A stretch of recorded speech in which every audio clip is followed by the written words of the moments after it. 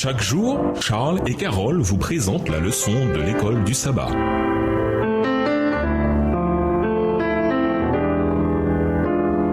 Bienvenue dans votre émission. Dieu nous parle. Nous voilà à la leçon de mercredi. Avaler le livre. Lisons Apocalypse 10 et les versets 8 à 11. Apocalypse 10 et versets 8 à 11. De nouveau, la voix que j'avais entendue venant du ciel m'adressa la parole. Va, me dit-elle, prends le livre ouvert dans la main de l'ange qui se tient debout sur la mer et sur la terre. Je m'approchai donc de l'ange en le priant de me remettre le petit livre. Tiens, me dit-il, mange-le. Il te remplira l'estomac d'amertume, mais dans ta bouche, il sera doux comme du miel.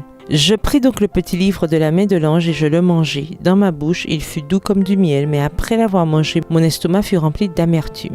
Alors on me dit, tu dois encore prophétiser concernant beaucoup de peuples, de nations, de langues et de rois. Le fait de manger dans la Bible est employé pour décrire l'acceptation d'un message de Dieu afin de le proclamer au peuple. Voir Ézéchiel 2, le verset 8 à Ézéchiel 3, le verset 11 et Jérémie 15, verset 16. Quand il est accueilli, le message est une bonne nouvelle, mais quand il est proclamé, il cause parfois de l'amertume, quand beaucoup lui résistent et le rejettent.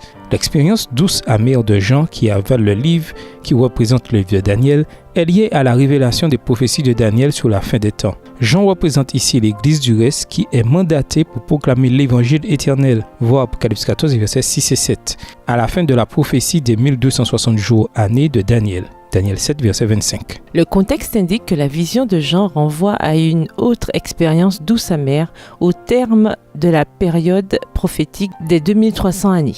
Quant à partir des prophéties de Daniel, le contexte indique que la vision de Jean renvoie à une autre expérience douce amère au terme de la période prophétique des 2300 années. Quand, à partir des prophéties de Daniel, les millérites pensèrent que Christ reviendrait en 1844, ce message leur fut doux. Mais quand Christ ne revint pas, comme ils l'attendaient, ils connurent alors une déception amère et sondèrent les Écritures pour une meilleure compréhension.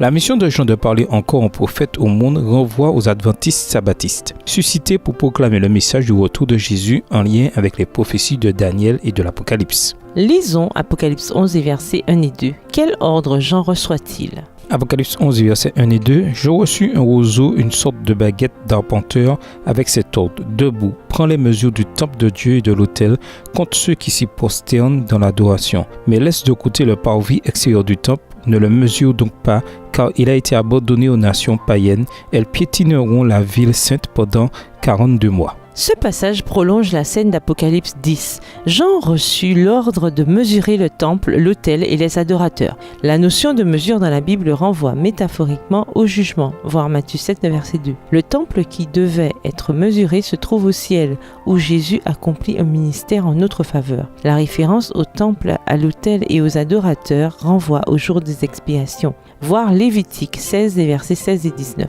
Ce jour était un jour de mesure quand Dieu jugeait les péchés de son peuple. Ainsi, Apocalypse 11, verset 1 fait référence au jugement qui a lieu avant le retour de Jésus. Ce jugement concerne exclusivement le peuple de Dieu, les adorateurs dans le temple. Apocalypse 11, verset 1 montre que le message du sanctuaire céleste est au cœur de la proclamation finale de l'Évangile, qui inclut la réhabilitation du caractère de Dieu. En tant que tel, il nous donne la pleine dimension du message évangélique concernant l'œuvre expiatoire de Christ et sa justice comme seul moyen de salut pour les êtres humains. Sachant combien le sang était central dans le rituel du jour des expiations, voir Lévitique 16, comment ne jamais perdre de vue que la réalité du jugement est une bonne nouvelle? Pourquoi cette vérité est-elle si importante? Et nous vous laissons avec cette question de réflexion. De quelle façon pratique peut-on voir les événements du monde à travers les yeux de Dieu? Au revoir. Et à demain si Dieu veut. Dieu nous parle. Chaque jour, Charles et Carole vous présentent la leçon de l'école du sabbat.